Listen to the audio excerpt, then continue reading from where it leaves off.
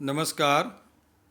Digital कक्षा में BA द्वितीय वर्ष के सभी विद्यार्थियों का इतिहास विषय में स्वागत है।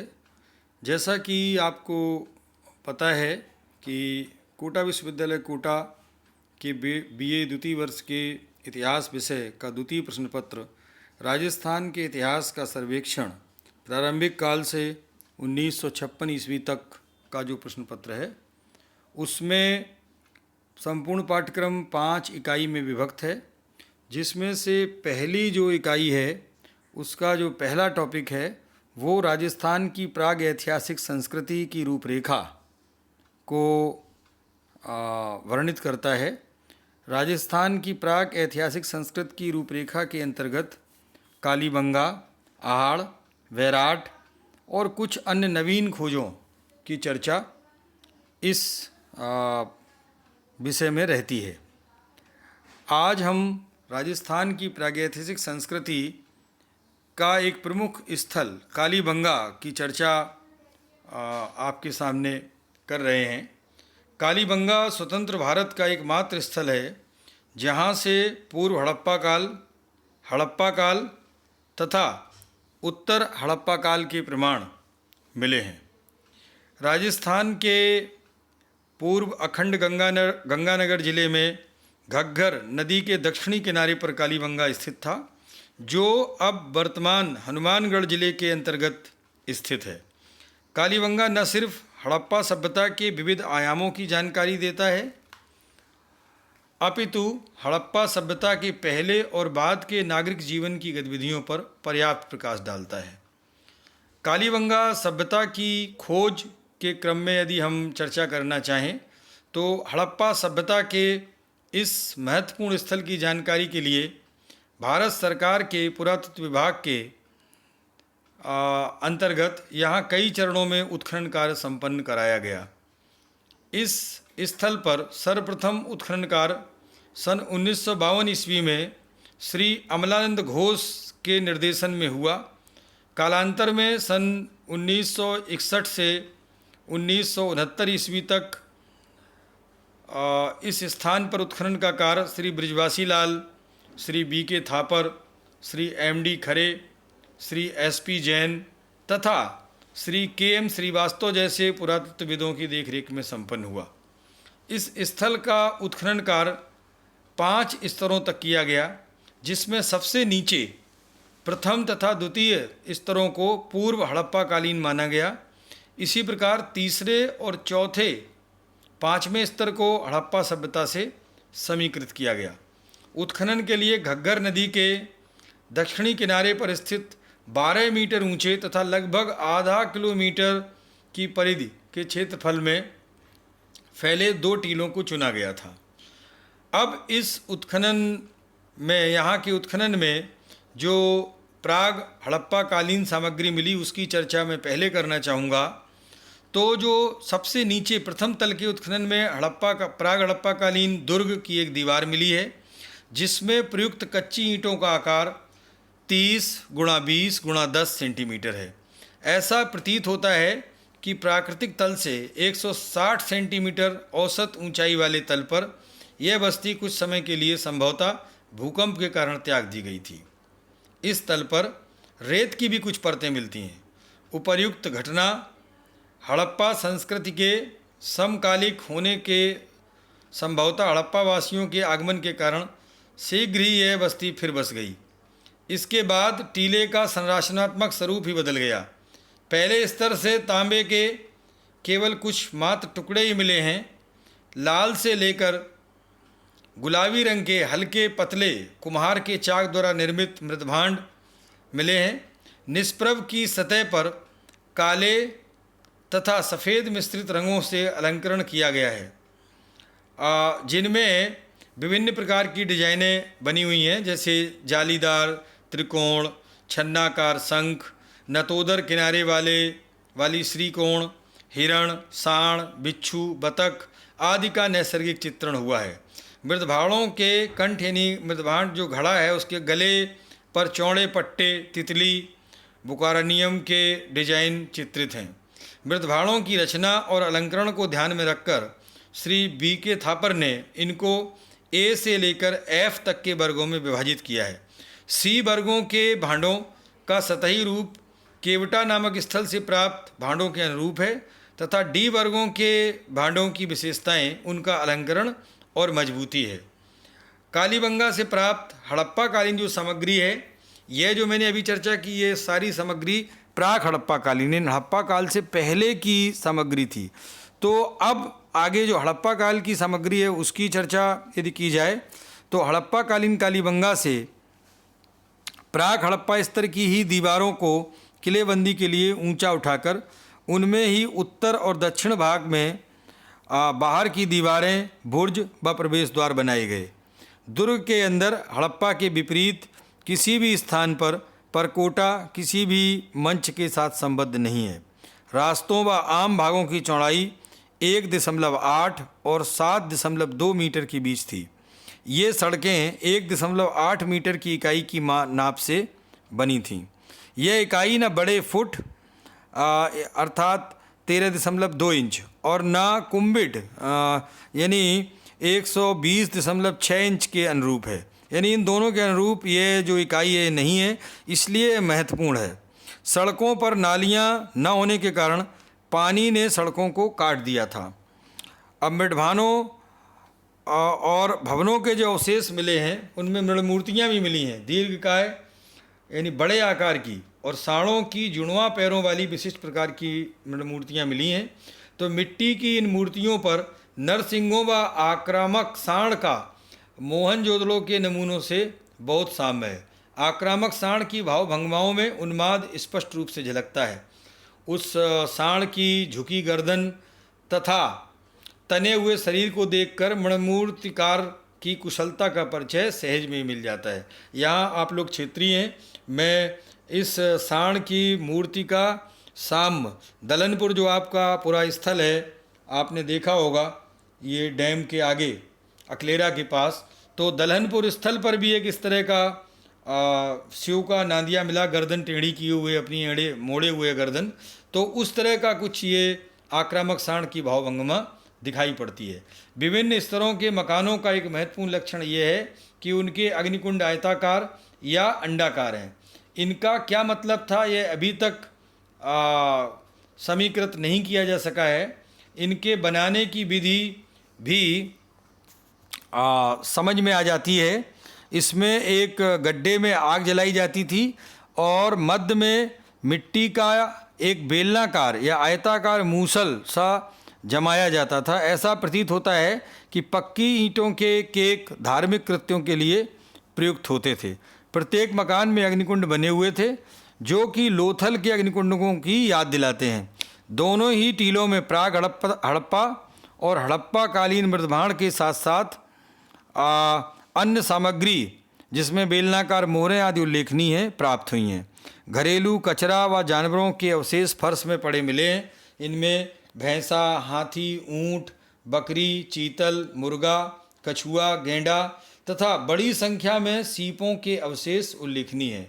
इन पशुओं की मृण मूर्तियों को देखकर कालीबंगा के निवासियों के सांस्कृतिक एवं आर्थिक जीवन में पशुपालन के महत्व का आप सहज में अनुमान लगा सकते हैं।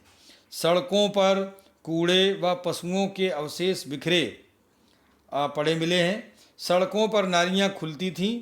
कालीबंगा की सड़कों पर जल निकास व्यवस्था की अनुपस्थिति वहाँ के नागरिक मानों के ह्रास की द्योतक है। आज भी आप देखते हैं मारवाड़ के बहुत से एरिया में जो नालियाँ हैं वो सड़कों के किनारे बहुत उथली होती हैं या होती ही नहीं है प्रायः। तो इसके अतिरिक्त उत्खनन से जो अन्य सामग्री प्राप्त हुई उसकी भी चर्चा करना मुझे सार्थक प्रतीत हो रहा है। तो प्राग हड़प्पा और हड़प्पा सांस्कृतिक स्तरों से प्राप्त समान डिजाइन मिली हैं जिनमें मत्स्य है, शल्क है, पीपल का पत्ता, रेखांकित चिन्ह, रस्सी के निशान और थालियों का आकार, ढक्कन, बैल तथा छकड़ा गाड़ी, सीप और पक्की मिट्टी की चूड़ियाँ, सेल खड़ी के चक्रिक मनके, चक्की का पत्थर, धातु शोधन का ज्ञान, चिनाई में इंग्लिश बॉन्ड का प्रयोग और नगर की किलेबंदी। इसके विपरीत ईंटों के आकार में काल प्रथम में मोहरों का अभाव, और भांडों के प्रकार और मकानों का दिशा निर्धारण व फलक के आकार व सामग्री में बहुत सारी असमानताएं हैं, यानी उनमें कोई ऐसा यूनिफॉर्म एक रूपता दिखाई नहीं पड़ती है। उत्खनन से प्राप्त ऊपर वर्णित जो सामग्री में जो आपको बता रहा था, इसके अलावा हड़प्पा सभ्यता से समानता रखने वाली मुद्राएं मिली हैं, अर्थात एक जैसी मुद्राएं मिली हैं। इन मुद्राओं पर पशुओं एवं पौराणिक चित्र उत्कीर्ण किए गए हैं। इसके अतिरिक्त इन्हीं मुद्राओं के पर ऊपर वर्णित डिजाइनें भी छापी गई हैं। अब जरा मुद्राओं की लिपि के बारे में अगर बात की जाए, जैसा आपको पता है हड़प्पा सभ्यता की लिपि के बारे में अब तक कोई निश्चित जानकारी नहीं है। लेखन कला सभ्य समाज का एक विशेषण है। हड़प्पा संस्कृति के नगरीकरण के फलस्वरूप ही इसका आविर्भाव हुआ। अन्य स्थलों के समान ही कालीबंगा में भी हड़प्पा संस्कृति कई नवीनताओं के साथ प्रकट हुई। परंतु जिस प्रकार हड़प्पा संस्कृति के अन्य स्थलों से प्राप्त मुद्राओं की लिपि आज तक नहीं पढ़ी जा सकी, उसी प्रकार कालीबंगा की मुद्राओं की लिपि भी अद्यावधि नहीं पढ़ी जा सकी है। अनुमानतः यह लिपि भी खरोष्टी लिपि की भांति दाएं से बाएं ओर लिखी गई है। ऐसा प्रतीत नहीं होता है कि यहाँ पर इसका विकास धीरे धीरे प्राग हड़प्पा सभ्यता से हुआ हो। अब तक प्राप्त संक्षिप्त प्रकाशनों के आधार पर यहाँ के ताम्र कांस उद्योगों का विस्तृत विवरण नहीं दिया जा सकता है, क्योंकि ऑनलाइन मोड की आपको पता है निश्चित एक सीमाएं हैं, बहुत लंबा व्याख्यान नहीं हो सकता है। फिर भी नगर योजना की भी बात संक्षेप में करना चाहूँ तो हड़प्पा कालीन स्तर के अवलोकन से सुनियोजित नगर संरचना के दर्शन होते हैं। इसको विस्तृत अध्ययन की सुविधा के लिए आप दो भागों में वर्गीकृत समझ सकते हैं। पूर्वी निचले मैदान में जो बस्ती फैली है वो एक अध्ययन का अलग हो सकता है विषय, और दूसरा पश्चिमी दिशा में स्थित दुर्ग के परकोटे के अंदर जो नगर आबाद हुआ था, जहाँ बस्ती थी, उसका भी अध्ययन हो सकता है। यानी एक तो परकोटे के अंदर ऊंचाई पर थोड़ा है दुर्ग, उसकी बस्ती का अध्ययन, और दूसरा निचले स्तर पर पूर्वी छोर में जो है वो हो सकती है बस्ती अध्ययन का। तो इस तरीके से पूर्वी निचले मैदान में फैली बस्ती का आकार शतरंज के पट्ट के समान दिखाई देता है। जैसे शतरंज का दिखता है ना बोर्ड, उस तरह का दिखाई पड़ता है। नगर के पश्चिम से पूर्व तक की लंबाई 239 मीटर है, लेकिन दक्षिण से उत्तर की लंबाई की निश्चित माप ज्ञात नहीं है। कुल 8 मार्ग मिले हैं, जिनमें 3 पश्चिम से पूर्व की ओर तथा 5 दक्षिण से उत्तर की ओर गए हैं। मार्गों की चौड़ाई पहले हम आपको बता चुके हैं। संपूर्ण व्यवस्था को देखकर ऐसा प्रतीत होता है कि कोई नगर पालिका जैसी संस्था अवश्य कार्य करती रही होगी। मार्गों पर वाहनों को दुर्घटनाओं से बचाने के लिए रक्षा स्तंभ भी लगे हुए हैं। तो ये तो एक नगर योजना के बारे में बातचीत थी। अब अन्य बातें जो मिले हैं हमें, वृत्ताकार गर्त समाधान मिले हैं, जिससे मृतक संस्कार यानी इनके धार्मिक जीवन का भी अनुमान हमें पता लग रहा है, जिसमें विशेष तौर से कालीबंगा में प्राप्त आधे अधूरे नरकंकालों को देखने से यह सहज अनुमान होता है कि उनके धार्मिक विश्वासों में मृतक संस्कार शामिल हो चुका था। समाधान 3 प्रकार का प्रतीत होता है, जिसमें विस्तारित समाधानों के साथ अंत्येष्टि पात्र रखे जाते थे। दूसरे वर्ग में हम रख सकते हैं वृत्ताकार गर्त समाधान में बिना अस्थि अवशेषों के अस्थिपात्र व अन्य लघु पात्र रखे जाते थे, और तीसरे स्तर में आयताकार गर्त मिले हैं, जिनमें बिना अस्थि अवशेषों के अंत्येष्टि पात्र रखे जाते थे। अंतिम प्रकार के समाधान से प्रतीत होता है कि पात्रों को गर्त में रखने व उन्हें अंतिम रूप से भरने में समय लगा होगा। 70 पात्रों वाली कच्ची ईंटों से बनी हुई कब्र संभवतः किसी धनाढ्य व्यक्ति की रही होगी। इस कब्र में लिटाए गए अस्थिपंजर का सिर उत्तर की ओर रखा गया है, और समाधानों के इस वर्गीकरण का आधार भी कोई स्पष्ट नहीं बताया जा सकता है। एक स्थान पर एक पात्र समाधान के गर्त में आयताकार कब्र में काटा है। इस प्रकार कालीबंगा के निवासियों द्वारा अपनाई जाने वाली मृतक संस्कार विधि विशिष्ट प्रकार की प्रतीत होती है। तो ये था। अब इस सभ्यता का पतन के बारे में जो आमतौर से आप पढ़ते हैं उसी तरह की बातें जो आप बीए प्रथम वर्ष में सिंधु संस्कृति के अंतर्गत पढ़ते थे हड़प्पा सभ्यता में। तो कालीबंगा सभ्यता के पतन के वास्तविक कारणों पर पुरातत्व एवं इतिहास के विद्वान एक मत नहीं है। प्राग हड़प्पा कालीन कालीबंगा की बस्ती संभवतः सरस्वती नदी की भयंकर बाढ़ में ठीक उसी प्रकार डूब गई होगी जिस प्रकार विश्व की नदी घाटियों में विकसित अन्य सभ्यताएं डूबकर पतनशील हुई थी। इस अनुमान को बल इस बात से मिलता है कि उत्खनन के प्रथम स्तर पर रेत बालू जमी हुई पाई गई थी। दूसरा अनुमान यह व्यक्त किया जाता है कि प्राग हड़प्पा युगीन सभ्यता भूकंप के तेज झटकों में ढह गई होगी। तो इस तरीके से अन्य लोगों ने भी अनुमान अपनी तरह से लगाए हैं इस बारे में। तो ये एक आमतौर से प्रागैतिहासिक राजस्थान की महत्वपूर्ण जो सभ्यता है कालीबंगा की सभ्यता और उसके जो अवशेष हैं जिससे हमें तत्कालीन प्रागैतिहासिक राजस्थान के सांस्कृतिक जीवन का अनुमान प्रतीत होता है। तो ये अपने आप में एक महत्वपूर्ण सभ्यता है।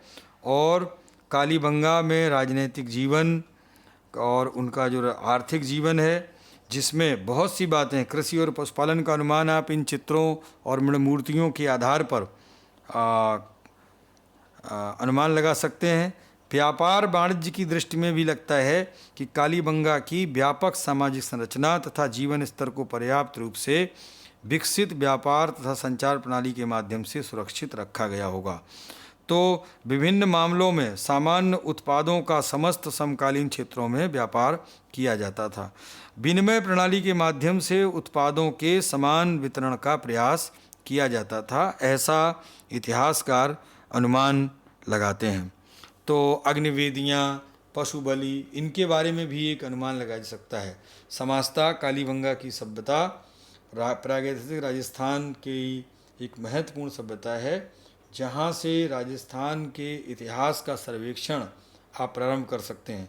इससे पहले आपको पता है कि राजस्थान में पाषाण काल के बहुत सारे साक्ष्य हैं, किंतु कालीबंगा यानी जो ये कांस्यकालीन सभ्यता है वहाँ से तो राजस्थान का इतिहास बिल्कुल सहज में रेखांकित किया जा सकता है। तो आशा है आपने कालीबंगा के बारे में पढ़ा सुना होगा।